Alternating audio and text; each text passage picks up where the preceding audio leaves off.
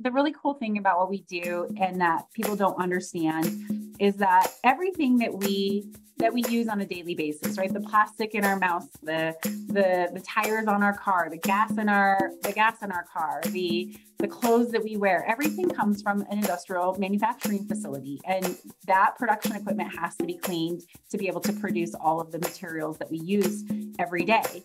And so we're really proud of keeping the supply chain running.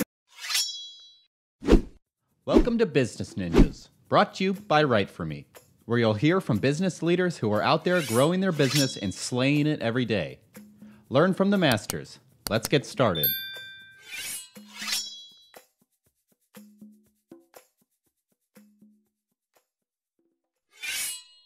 Hey, everybody. Welcome back for another episode of Business Ninjas. I'm here today with Kerry Siggins. She's the CEO and Chairman of StoneAge. Kerry, welcome to the show. I'm so glad to be here today. Yeah, excited to have you. So, Kerry, why don't you start and tell us a little bit about yourself? Yes. So I live in Durango, Colorado. I run this amazing employee-owned company called StoneAge.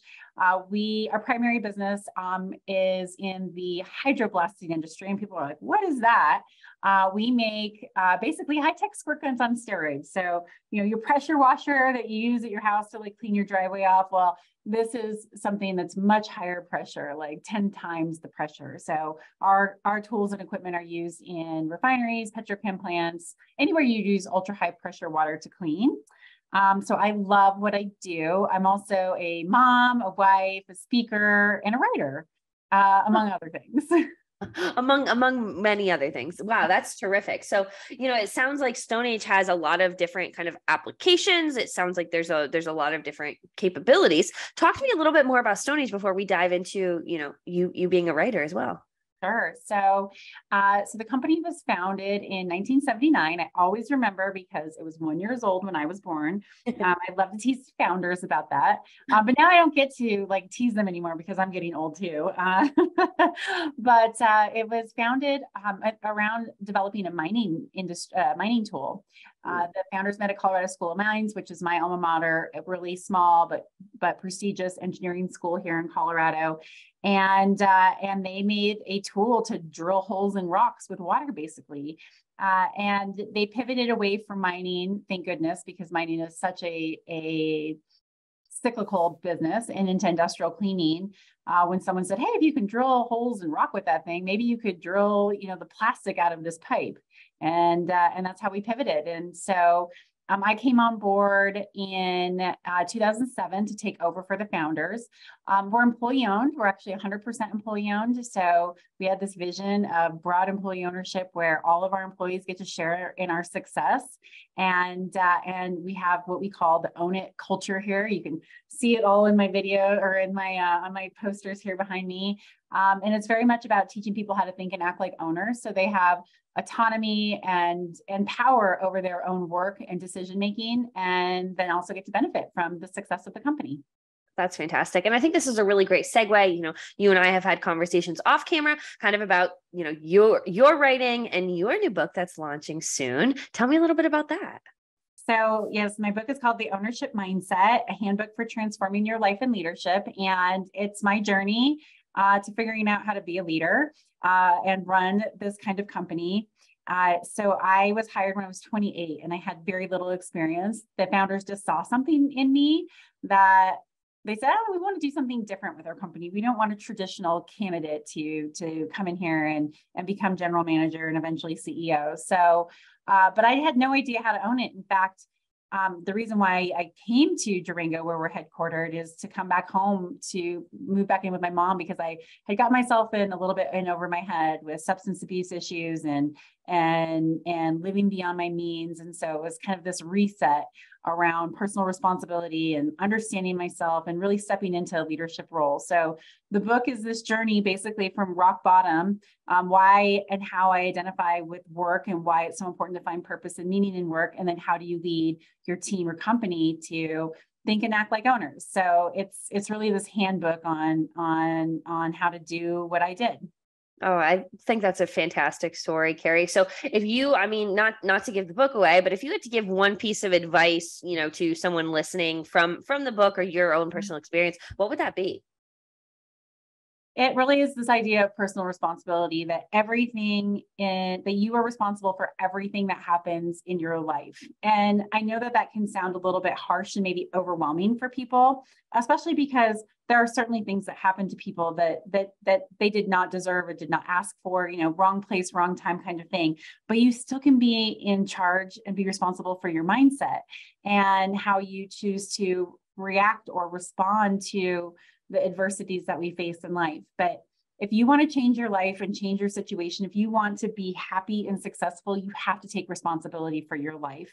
You have to say, I am in charge of my decisions, my actions, my reactions, my attitude.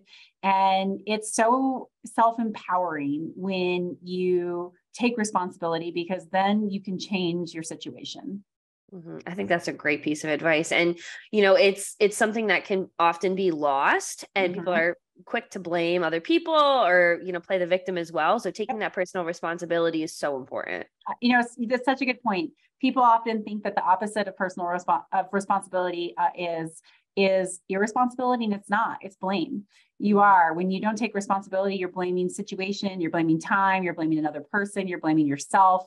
And none of those things are empowering, or you give your power away when it's somebody else's fault. And it's not to say that other people don't play roles. Everybody does play a role in a given situation. But if you blame somebody or something, you really, truly diminish your ability, your power to change your life. I think that's a great insight, Kerry, and I really appreciate you sharing that. So, kind of going back to StoneAge a little bit, I know you mentioned that the kind of the different products, the different capabilities, kind of the growth of the own company. Are there specific industries? Because you mentioned a few different use cases for the application. So are there certain industries that StoneAge really kind of thrives in? Anything that's really dirty. Our tools are used to clean the dirtiest of places. And the really cool thing about what we do, and that people don't understand, is that everything that we use on a daily basis, right? The plastic in our mouth, the tires on our car, the gas in our car, the clothes that we wear, everything comes from an industrial manufacturing facility. And that production equipment has to be cleaned to be able to produce all of the materials that we use every day. And so we're really proud of keeping the supply chain running, because without our products, it would be a lot more expensive. It'd be really difficult. We wouldn't have what we have. In fact, when cleaning can't take place, things come to a screeching halt.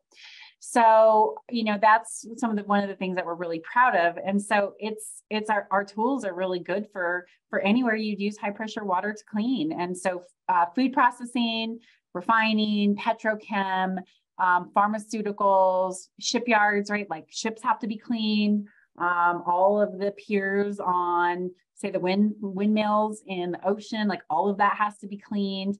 So our products are really used in just a vast array of industries. Any place that would be really dirty, really needing to make sure that the material is cleaned well. That's where we are. That's terrific. And, Kerry, I know you mentioned before that StoneAge is employee owned. So do you think, I imagine kind of this is an open-ended question for you, but do you think that's one of the ways that StoneAge is really able to stand out from its competition, is really that mindset of owning it? Absolutely. We walk the walk. We don't just talk the talk. And I think that behavioral differentiation is really important, and it's hard to compete with. And our employees truly care about our customers. They care about each other because it's their company.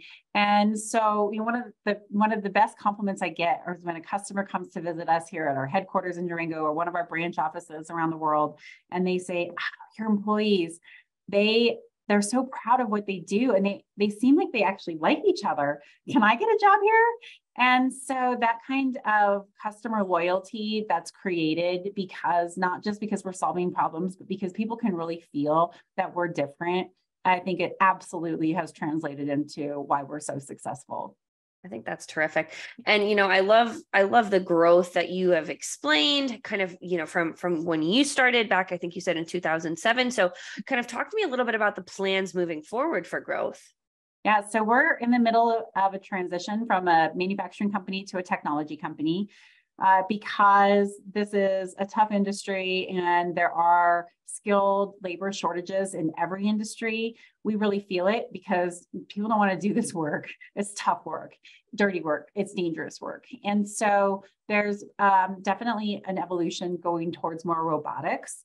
And so we are building autonomous cleaning systems and a software platform that would be able to help measure all different kinds of things, eventually getting to where we can get to either predictive or even condition-based cleaning, which is the name of the game. So we're in this really unique transition of just not manufacturing tools that you screw on the end of a hose, but these overall computerized systems that collect data that give our customers really helpful information on not just how they're cleaning it, but actually what's going on inside of that production equipment. So we've got big growth plans, and it really is a very much a technological evolution that we're going through. And, you raise a really interesting point about, the labor shortages. And I imagine, that was, COVID impacted kind of the industry that StoneAge is in. So that shift towards having that more technology based, it makes that, it's a lateral move. It makes a lot of sense. But, I'm curious to pick your brain a little bit, Kerry, kind of not necessarily on that note, but do you often hear a lot of common misconceptions about not necessarily maybe the industry or maybe StoneAge, but are there anything that sticks out to you that people think is, true, which isn't necessarily accurate? Yeah, a couple things. So one, I think that people think of cleaning as like glorified janitors. And it's not. It's a craft, what we do. Unfortunately, it's not seen as a craft, but that's one of the things that our industry association, that I'm the chairman of, the Water Jet Technology Association, what we're really trying to do is push for that, to have it be a recognized craft, because it takes skilled labor to be able to do this. It's really important work. So the idea that we're glorified janitors is definitely a misconception that people have. Another one, we make a sewer cleaning nozzle as well that cuts roots and grease and all kinds of things out of sewer lines. So our products are used in every municipality, major municipality here in the US, all around the world, really. And I think people don't, when you drive by one of those big vacuum trucks that looks like a crane that's going down into the manhole, it's a vacuum actually, or pushing water down. People are kind of like, ew, but you should be thanking those guys because you never think about your plumbing not working until it doesn't work. And we should be really grateful for those people who do that work that is really, really important for keeping society running. And when you drive by them, instead of ignoring them or kind of going that kind of thing, just go, man, thank you. Because what you're doing is important, because my sewer might not work if you're not doing that work. So those are kind of the two big misconceptions that I like to talk about, because our industry is doing really important stuff, but because it's not glamorous, because it's really dirty, people, I think, diminish the importance of it. I think that, I really love the, you never realize how much you need it until you do. Right. And I imagine too, that goes to so many other industries that you're talking about, that, when things get dirty, it builds up over time and you don't necessarily realize the progression of it until it's too late. Right. And, that can affect every industry, the functions. So, I think that's a really interesting misconception that you brought up that'll definitely get our listeners thinking. But, Kerry, as we start to wrap up this episode, is there anything that you want to leave our listeners with, whether it be advice, anything that we didn't cover that you want to make sure that our listeners know? I am always filled with advice, probably too much. So, I think there's maybe a couple of things. One, from this whole idea of the ownership mindset. If you're a leader or a manager, you can teach your employees to think and act with ownership thinking, even if you don't own the company. And it really comes from giving them autonomy to do their jobs, set clear expectations, paint what success looks like, but give them space to do their jobs and recognize a job well done. When people feel like they have trust and they have power, they care more. They do take more ownership in their work. But if they don't feel like they have a boss or a company who cares about them, who gives them that autonomy, if they're going to get in trouble for making a mistake, then it's really hard to own it, right? It is like, nope, I wasn't told to do that, or this is what I was told to do. And that's not owning it. That's not personal responsibility. So I really implore people to consider this idea of ownership thinking. Even if you're not an employee-owned company, you can absolutely lead that way. And that's what I write about in my book. And so if there's anybody who's ever interested in figuring out how to really build a team or a company like this, I'm always happy to chat about it, because I'm very, very passionate about changing companies and changing cultures. I think that's terrific. Well, Kerry, this has been a super insightful episode. I love that your breakdown of the industry of StoneAge in general, your new book coming out soon, Ownership Mindset. Here's a little bit of a plug for that. I think this has been a terrific episode. I really appreciate you being on Business Ninjas today. Thank you, Kelsey. It's so lovely to spend a half an hour with you today. Yeah, great to talk to you. Thanks.